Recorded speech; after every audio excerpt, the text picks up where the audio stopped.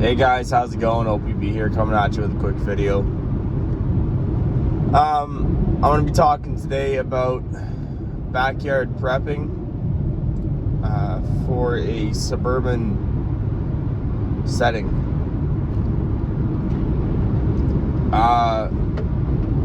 Now, obviously consult your local laws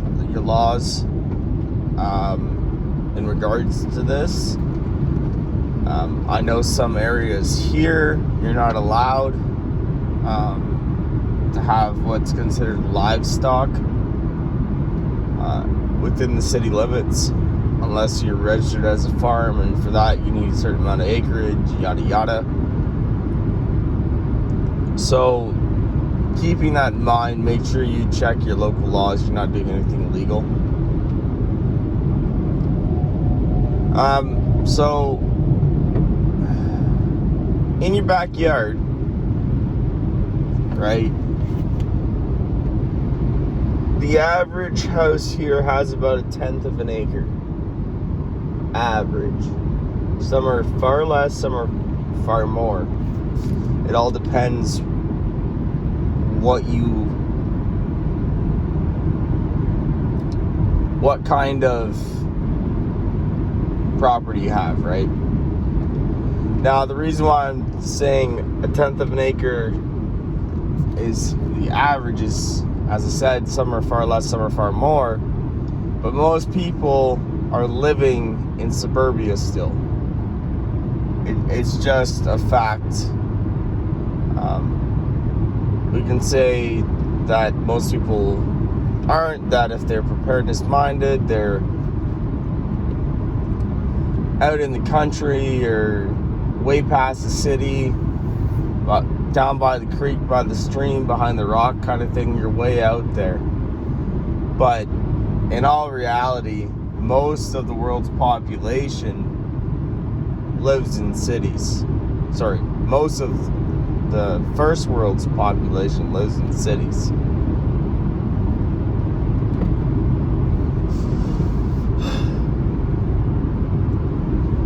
So that being said,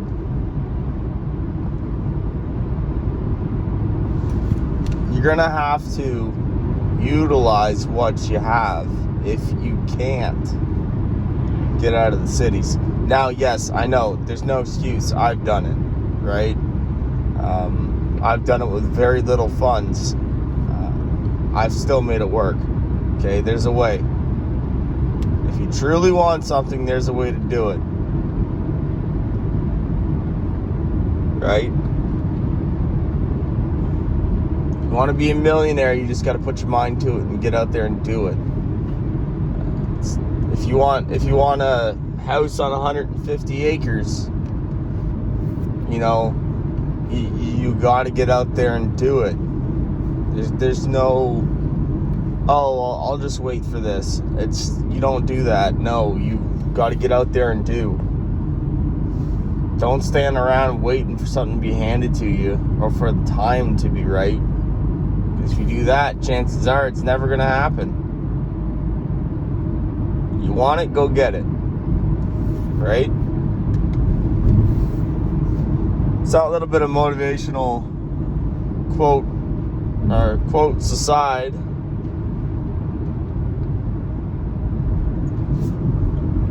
Sorry guys, it's super early, got to caffeinate here.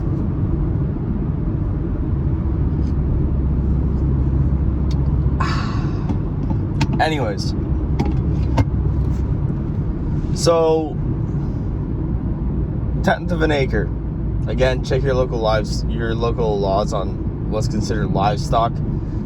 See, I got around this because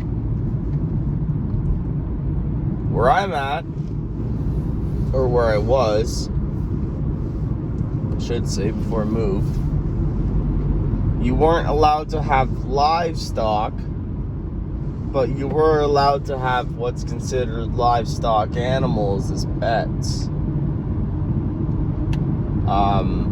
Go figure, right? So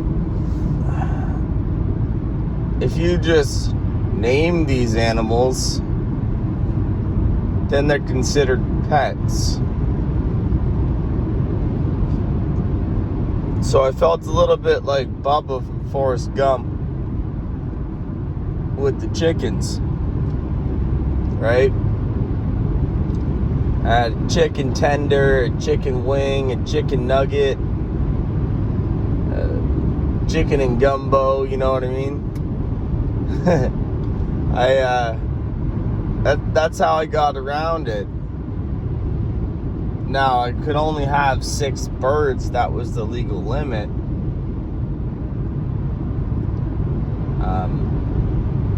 So I had 6 birds. Now, you're not going to get anything too crazy on a 1/10 of an acre, right? You might be able to get away with chickens and a goat, but you're gonna have to bring in feed for that goat. There's just not enough to eat there, right?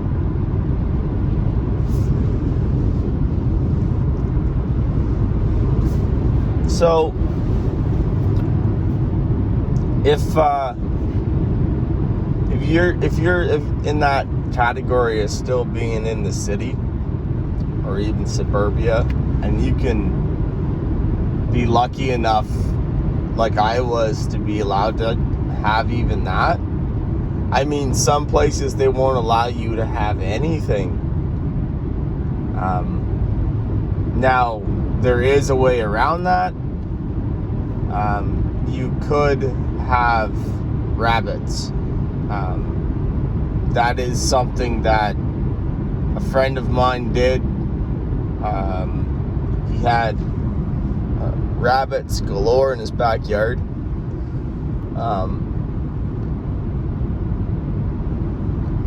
The thing about rabbits, that saying, breeding like rabbits, that is 100% true.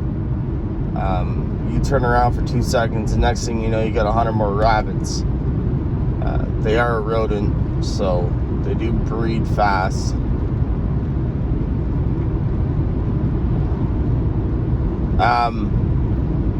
So keep that in mind.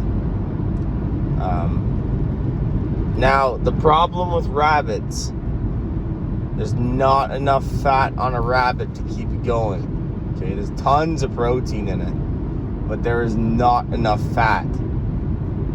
So you're gonna have to get that fat from somewhere else, right? Your body's actually not gonna digest the rabbit the way it should be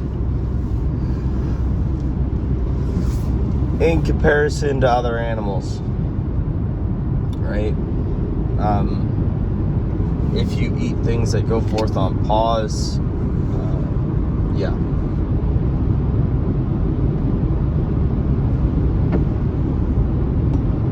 So, on top of all that, there is ways that you can get meat in the city. Maybe not right now, but long term, I think there will be tons of means for you to get meat in the city. Because I hate to say this, right? Cover your ears, kids. But when you let your dog out, and because you can't feed it, and you decide to turn it wild, you just gave somebody an MRE. How many people is that going to happen to, right? Can't feed the dog, you love your dog, so you'd rather see it run off somewhere and not come back, thinking that it's still alive and it's out there hunting and being like its ancestors like the wolves are, but when in reality most dogs can't do that. So if you are willing to, mind and soul wise, eat things that go forth on pause, there's going to be tons of food out there, right?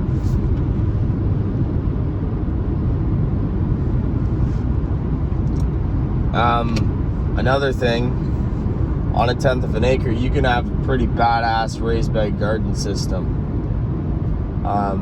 What I did was, along my fence line, I had a 2-tier system. Now granted, this took up about 4 foot of yard space. We weren't using it anyways. There was no kids there, and we never used the backyard, right? So I could have used the entire backyard for this, but I decided not to, just in case we had guests over. You know what I mean? Like, oh no, sorry, you can't go in the backyard. That's a jungle of tomato plants, right? It's kind of weird. Nobody does that, which is why when I started realizing, why the hell do I give a shit? Pardon my language. About what some rando thinks I'm doing on my property, just because they're over there for a barbecue. Why do I give a crap? That's when I realized these people are not what I thought they were, right? And that I had my priorities all wrong.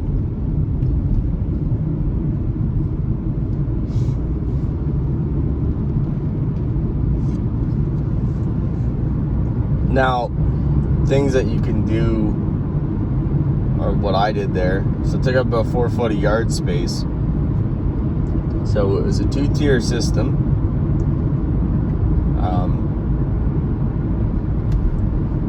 They were raised beds that I kind of offset on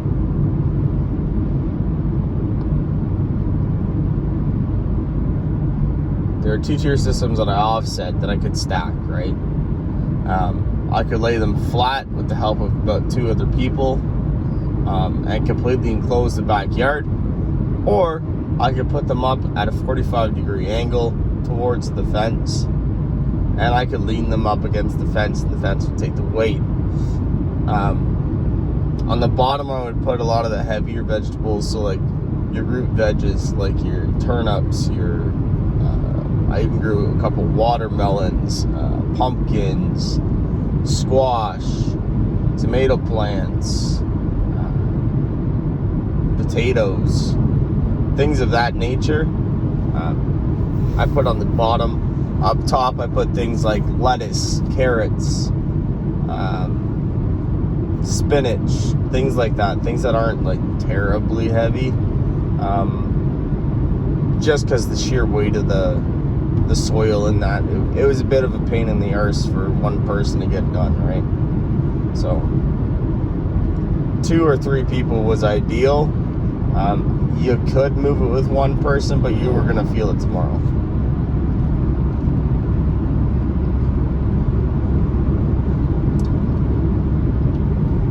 So I had a decent yield out of that for the few years that I had that system. I had a very, very decent yield.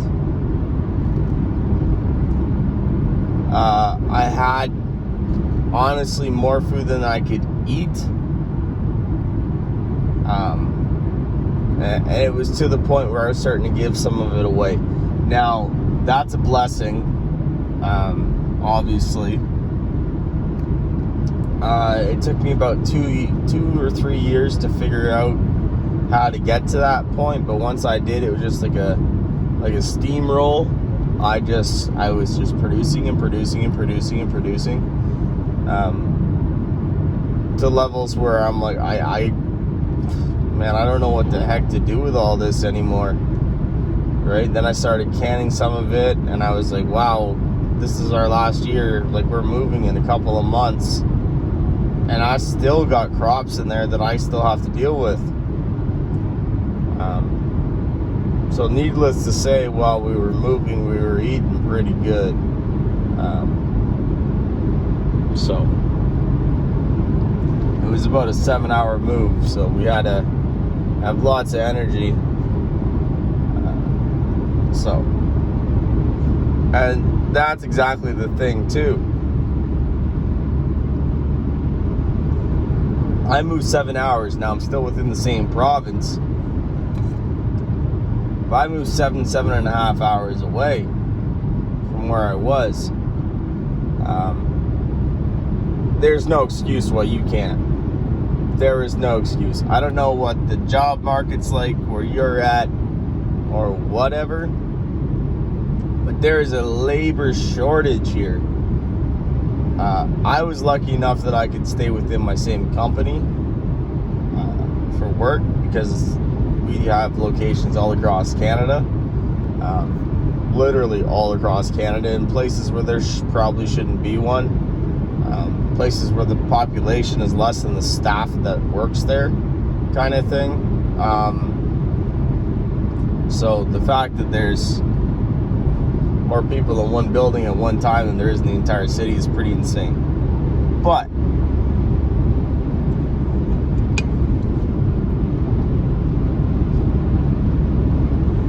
there's no reason why you can't find work, at least here in Canada. I don't know what it's like down there in the States or in Europe or what have you, but there's no reason why you can't find work. In my opinion, if you're not working right now, that's and obviously if there's medical conditions or you just simply can't work, well then that's a different story, right? I'm not trying to belittle anybody who's got a medical issue. I know plenty of people, even family members, that can't work because of medical issues. It sucks, especially when in your mind you know you can do something, but your body you just physically can't.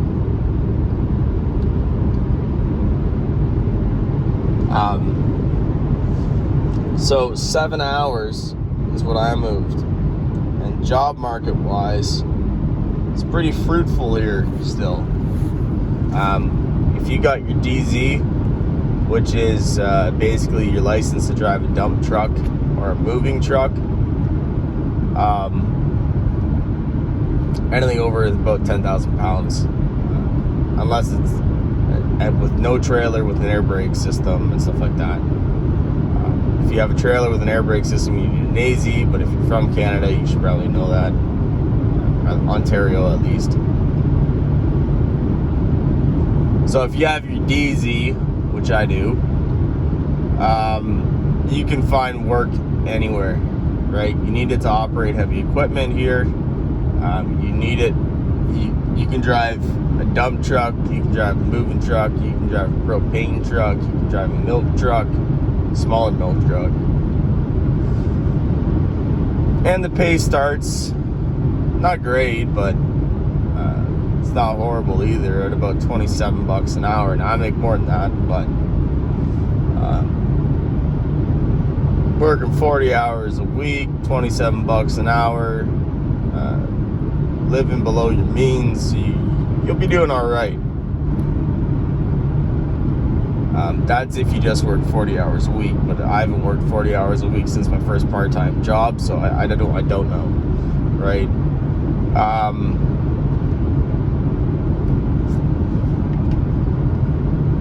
There was a posting, somewhat local, about 2 townships over, for McDonald's, and they were paying the guys at McDonald's $19 an hour. I'm like, well, why are you paying people to flip burgers $19 an hour? I don't understand it, but hey.